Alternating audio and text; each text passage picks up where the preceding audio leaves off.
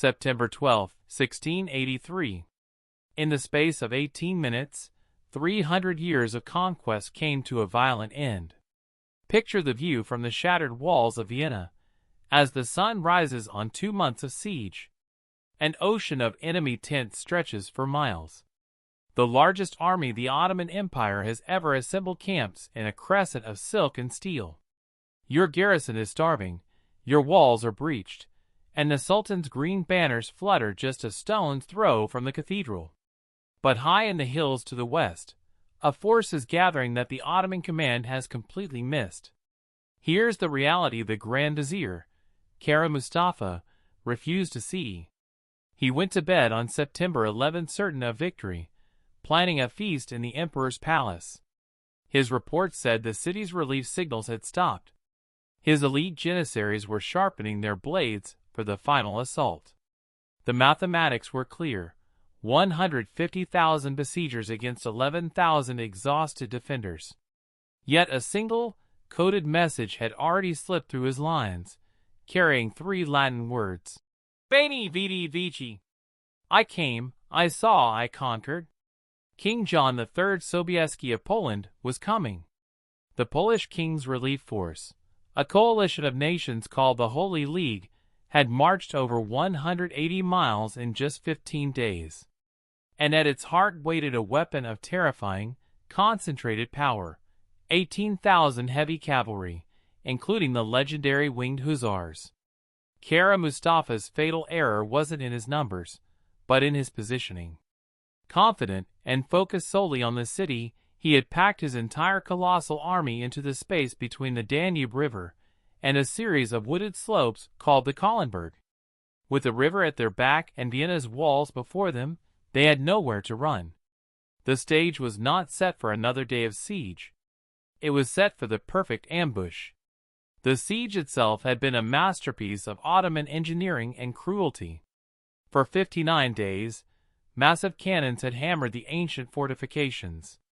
Below ground, sappers, experts from Anatolian mines, dug tunnels to plant explosives beneath the bastions.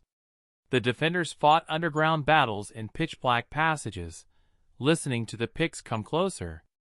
Disease and starvation did the rest. By September, the people were eating rats, and the walls were holding together by will alone.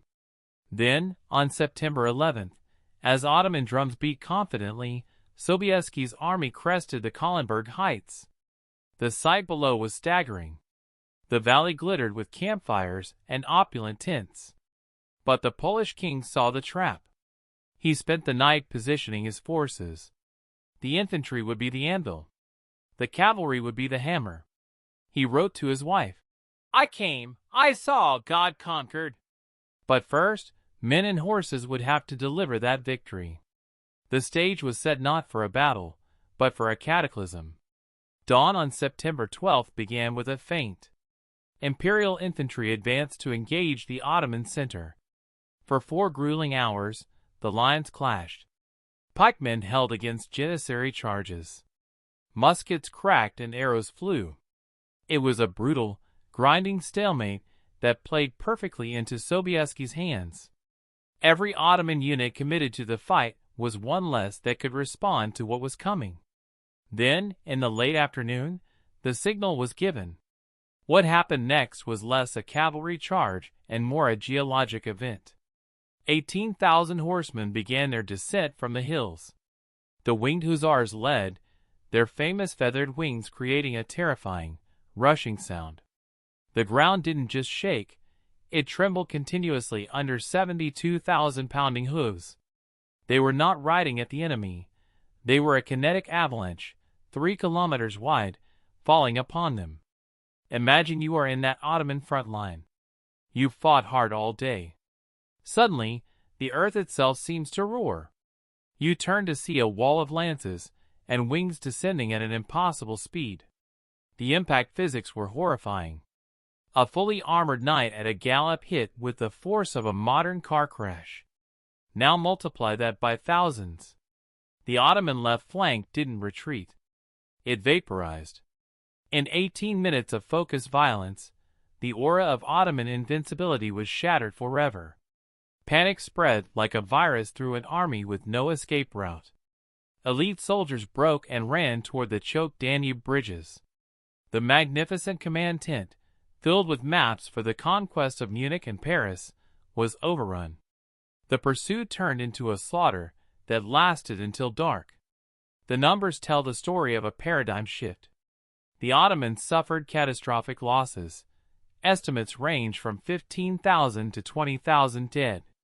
The Polish-led cavalry lost fewer than 400 men. When the dust settled, the material and psychological wreckage was absolute. The Grand Vizier's war chest, his sacred banners, and his very career were left in the mud. Within months, he would be executed by the Sultan he failed. The victory at Vienna didn't just lift a siege. It reversed a 300-year tide of expansion. Cities like Buda and Belgrade would soon fall. The Ottoman Empire would never again threaten the heart of Europe. Why does this single charge still captivate us? It is the ultimate lesson in the application of force. Sobieski demonstrated that victory doesn't always go to the biggest army, but to the commander who masters timing, terrain, and psychological shock. He absorbed pressure, created a perfect trap, and then unleashed hell at the precise moment. Modern militaries still study those 18 minutes. They prove that discipline and momentum can rewrite any equation. The legacy of that day is woven into Europe. The croissant, shaped like the Islamic crescent, originated in celebration. The coffee beans left behind in the Ottoman camp founded Vienna's café culture. But the true legacy was a continent saved from conquest. If you found this story of strategy and salvation compelling, show some love for the channel. Give this video a like and make sure you're subscribed to Winds of Thought for more deep dives into history's pivotal turns. What other last stand battles would you like us to cover? Let us know below.